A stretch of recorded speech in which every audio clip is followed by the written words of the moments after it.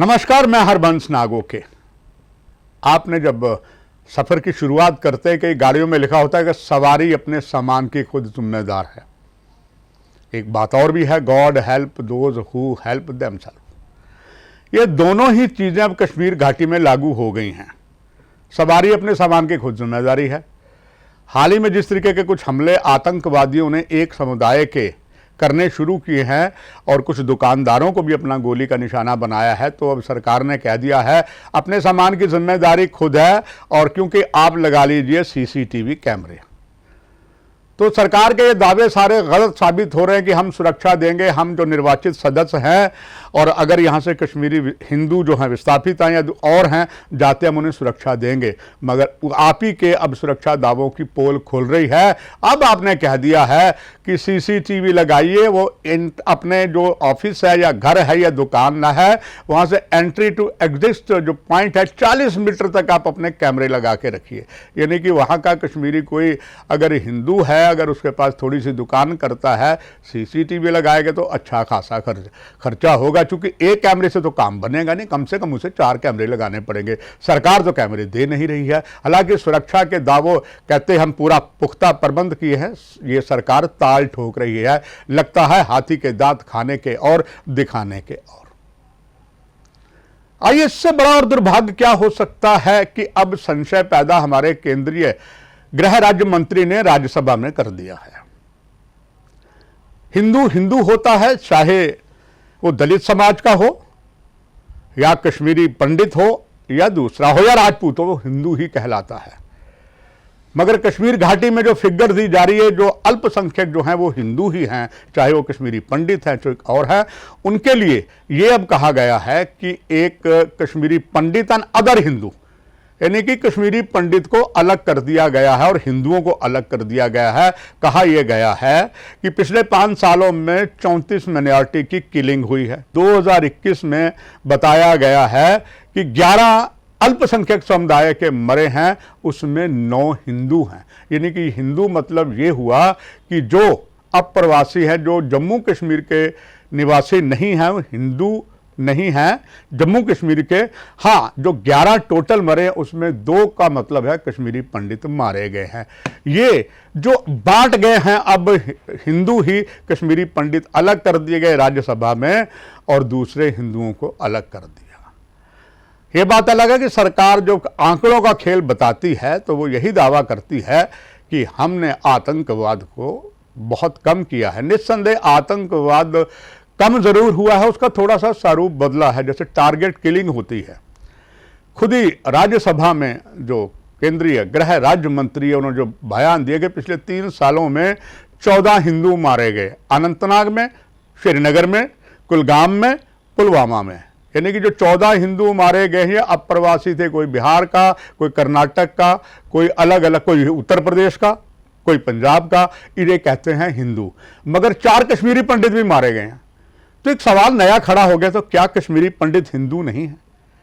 सरकार ये क्या दर्शाना चाहती है? वैसे कश्मीर फाइल में बहुत कुछ सरकार ने दर्शा दिया है, अब इसकी आवाजें भी उठने लगी हैं। निस्संदेह एक अच्छी फिल्म थी, मगर जिस तरीके से एक ही वर्ग पर जो अत्याचार हुए हैं इसमें कोई शक की बात नहीं, मगर जिस तरह दर्शाया गया है, कई लोग तो कहते हैं उसी का परिणाम है कि अब चुन चुन कर अल्पसंख्यकों को निशाना बनाया जा रहा है। सरकार ने 2 भागों में कर दिया हिंदुओं को, एक हिंदू जो अप्रवासी है यानी कि देश के अलग अलग हिस्सों से कश्मीर में है, और एक कश्मीरी पंडित है जो कश्मीर से पलायन कर गए थे, वैसे भी बहुत से रहते हैं। इसी तरीके से कहा यह गया है कि 2014 से अगस्त 2019 तक 177 सिविलियन मारे गए हैं, और यह भी उसमें कहा गया है कि 400 सिक्योरिटी फोर्सेस मारे गए हैं। यहां सरकार को फिगर नहीं देती है कि जो 407 सिक्योरिटी फोर्सेस वाले मारे गए हैं, बलिदानी हुए हैं, उनमें कितने हिंदू थे, कितने कश्मीरी पंडित थे। तो सरकार के ये आंकड़े क्या दर्शाते हैं, मुझसे बेहतर दर्शकों आप जानते हैं। 5 अगस्त 2019 से नवंबर 2021 तक 87 सिविलियन और 99 सिक्योरिटी फोर्सेस वाले बलिदानी हुए हैं। यहाँ फिगर गायब है कि ये जो हिंदू हैं इसमें कश्मीरी पंडित कितने हैं क्या। सरकार ने यह भी दावा किया कि अटैक आतंकवादियों ने किए हैं। फिगर सरकार कहती है, अपनी पीठ सरकार खुद ही थपथपा रही है फिगर देकर।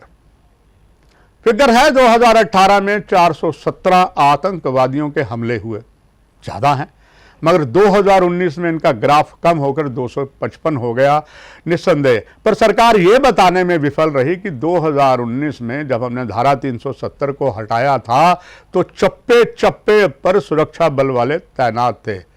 तो किसी की ताकत क्या थी, घर से बाहर निकलता या हमला करता। पूरे कश्मीर घाटी के 10 जिलों पर सिर्फ अगर सबसे ज़्यादा आवाज़ें आती थी तो हमारे सुरक्षा बलों के सैनिकों के बूटों की आती थी। आज भी हमारे सैनिक के बूट कुछ ऐसे हैं जिसमें 21 कील लगे होते हैं। जब वो चलते हैं दूर तक ठक ठक की आवाज़ आती है।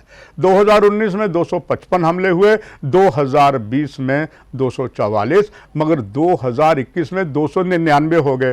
फिर भी सरकार दावा कर रही कि ये आतंकवाद के हमले कम हुए। खैर, उनका ये बात अलग है कि सुरक्षा बल इन सारी फिगरों की परवाह किए बिना लगातार आतंकवादियों की कमर तोड़ने के लिए, जड़ से उखाड़ पाने के लिए पूरी तरीके से कटिबद्ध है और अपने भी शहादत का जाम वो पी रही है, बलिदानी बन रही है।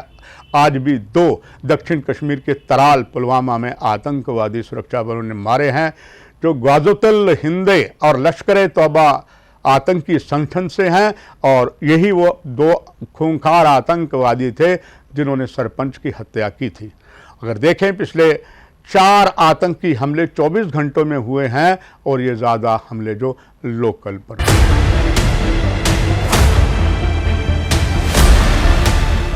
परिसीमन रिपोर्ट अभी तैयार नहीं है, कोशिशें जारी हैं, मगर ये कहा जा रहा है कि जम्मू कश्मीर में चुनाव होंगे। कब होंगे भोले शंकर ही जानते हैं। वैसे भोले शंकर की शिवलिंगम की यात्रा आने वाली है, मगर चुनाव यहाँ भी होने वाले हैं और यहाँ पर 2 चुनाव के लिए पूरी तैयारी कर ली गई है। एक तो बहुत ज़्यादा सक्रिय हो गया है, इसमें कश्मीर को वो चीज़ नहीं मिल पाएगी, वो टुकुर टुकुर देखते रहेंगे जो जम्मू में अभी वोटिंग होगी। और वोटिंग की डेट है मतदान की 8 अप्रैल।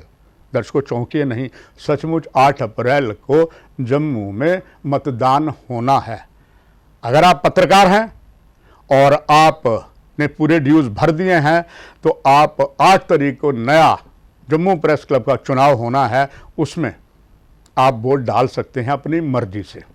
और अगर आपने ड्यूज नहीं भरे तो आपका नाम नहीं है। जो मुझे जानकारी मिली है, कुल 590 पत्रकार हैं जम्मू क्लब में जो रजिस्टर्ड है, उनके नाम हैं। नाम तो बहुत ज़्यादा थे मगर कईयों के नाम कट गए हैं, चूँकि कई कारण होंगे। ये तो खैर प्रेस क्लब की मैनेजमेंट जानते हैं। इस 590 में मैं भी पत्रकार हूं, मेरा भी वोट वहां पर है, मैंने भी वोट डालने जाना है। मगर दर्शकों, आजकल एक बड़ा अजीब सा चीज़ हो रहा है। चुनाव कोई भी हो वो एक जैसा होता है। जब चुनाव आता है तो नेता लोग बाहर आते हैं, आपके पास आते हैं, अपना प्लान बताते हैं। और अभी प्रेस क्लब में भी यही हो रहा है। 2 गुट खड़े हैं अलग अलग। जैसे अमेरिका में होता है, 2 ही पार्टियां होती हैं। जम्मू में या देश में या जम्मू कश्मीर में कई राजनीतिक दल होते हैं, मगर यहाँ 2 दल हैं। नाम राजनीतिक नहीं है, 2 दल हैं। 2 दलों में एक टीम बनाई गई है जिसमें प्रधान, सेक्रेटरी, जनरल सेक्रेटरी, प्रेसिडेंट हैं और मेंबर हैं। ऐसे 2 अलग अलग गुट हैं। और अब शायद पहले कईयों को कोई फ़ोन आता ही नहीं होगा, कई ऐसे फ़ोन भी आ रहे हैं पत्रकारों को जो पत्रकार हैं और वोट डालना है, शायद उनकी लिस्ट में वो नाम ही नहीं होता, तो फिर आवाज़ आती, जी मैं फलां बोल रहा हूँ, मुझे वोट दे दीजिए। अपना एजेंडा कोई नहीं बता रहा अभी तक। हालांकि मैनिफेस्टो हर एक का होता है चुनाव में, मगर 2 गुट जो खड़े हैं, दोनों के पास कोई भी चुनाव मैनिफेस्टो नहीं है कि अगर हम जीत जाते हम क्या करेंगे। फिर भी जम्मू के पत्रकार और जम्मू क्लब भाग्यशाली है कि यहाँ चुनाव हो रहे हैं। कश्मीर में तो चुनाव होंगे नहीं क्योंकि सरकार ने उस पर अब कब्जा कर रखा है।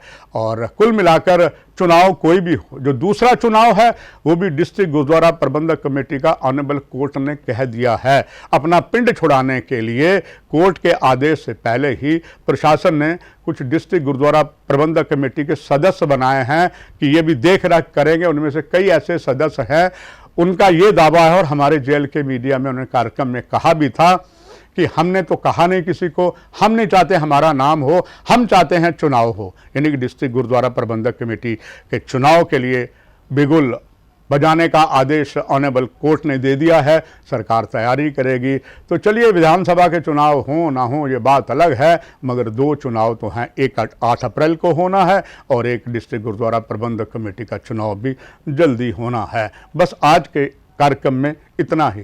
नमस्कार। For more updates, do subscribe our YouTube channel and don't forget to hit the bell notification icon. And if you are watching this video on Facebook, do follow our Facebook page.